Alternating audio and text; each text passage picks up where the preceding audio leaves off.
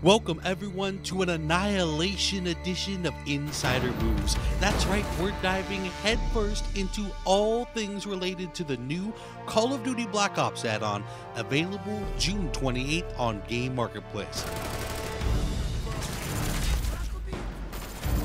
Online director Dan Bunting and design director David Vonderhaar were kind enough to give us a behind-the-scenes perspective for each of the new multiplayer maps. Now we begin with Drive-In, which took its inspiration from one of Black Ops' most popular maps. Normally in a small map, or a medium-sized map, it's actually very difficult to create multiple independent battle spaces. But this, in the drive-in movie theater screen is kind of the anchor of that map, and you can even get up on it to see Overwatch on one side, right? So you get this really cool kind of vibe, kind of storming over the drive-in screen, or outside the edges in these kind of independent, and they're not even themed really for the most part, how concrete themed they are for how medium-sized that map is. We were really kind of taking inspiration from Nuketown. Nuketown was a super successful, highly popular map within the community because it's very fast and frenetic. It's a small map. You're always going to be in a battle within a couple of seconds of spawning. So we wanted to get that kind of feel, but not make it so small, because small maps tend to make very challenging spawning scenarios. And now we move on to Silo, which Dan and David described as Annihilation's rule breaker map, where they played with creating a very large but very fast-playing map by experimenting with intersecting sight lines. Now we asked, what are some of the standard rules multiplayer designers keep in mind when designing a map? There's 93 rules. So the rules topic, actually, we're not so super hardcore that there's a checklist and you make the map and you're like, yep, you can ship this map. Nope, sorry, go back and redesign. It's not that, but there's some well-established, pretty well-known conventions about what it means to design the maps, and you got to adhere to these kinds of things, and it's largely a training tool that we're using to kind of keep people on the same page and provide some consistency in the experience, right? We want you to be in a fight really quickly, but we don't want you to take damage or die within 3 seconds of spawning. This stuff's hard to actually do in practice, right? Anybody can be anywhere in the map at any given point in time.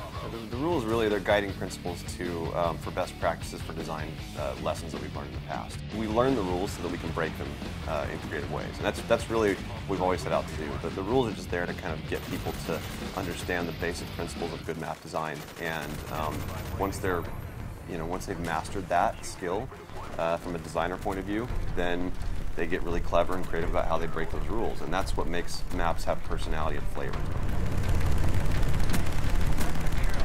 And next, we turn our attention to Hazard.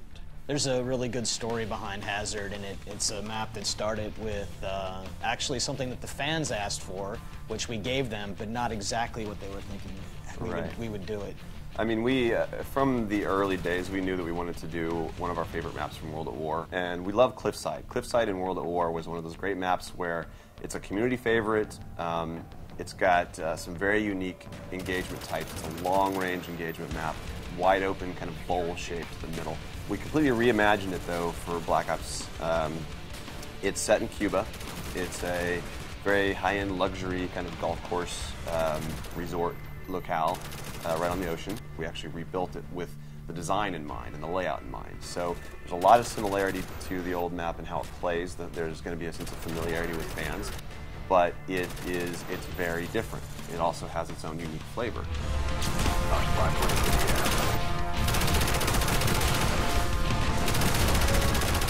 Next, we tried to pry any information we could from Dan and David regarding the ultra-secretive Hangar 18. I can't talk about Hangar 18. It's classified.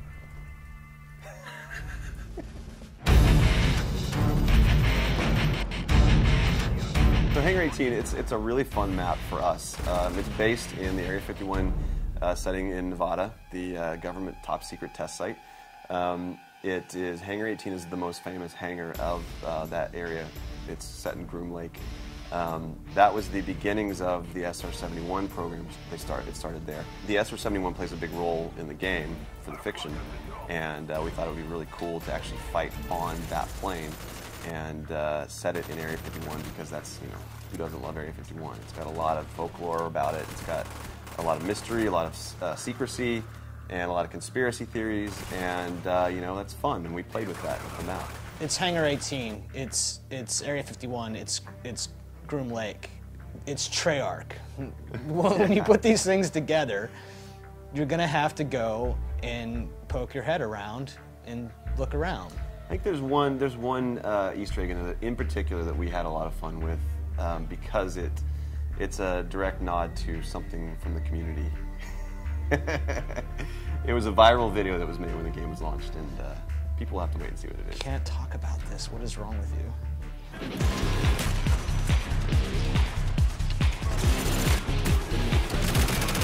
We hope you enjoyed this preview of all the multiplayer maps for Call of Duty Black Ops Annihilation game add-on.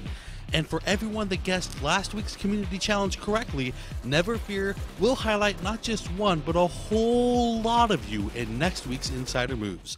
For now, though, we give to you a final parting gift, a collage of zombie moments collected from the stellar Shangri-La level. Enjoy, everyone, and thanks for watching Inside Xbox.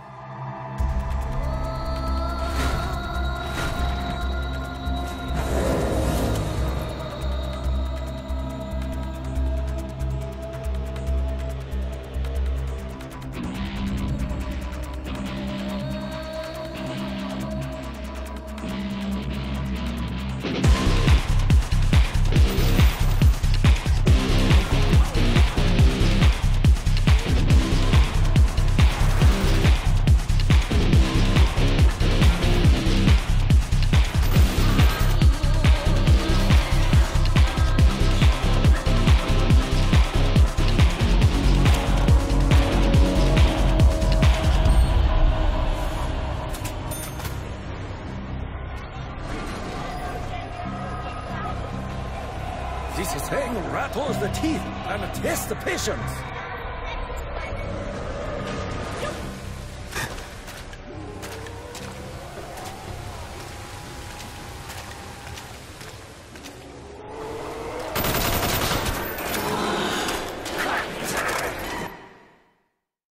Hazard's got a great story. Yeah, we have to talk about the... Yeah, do it. No, I was telling you. Here, let's try to get...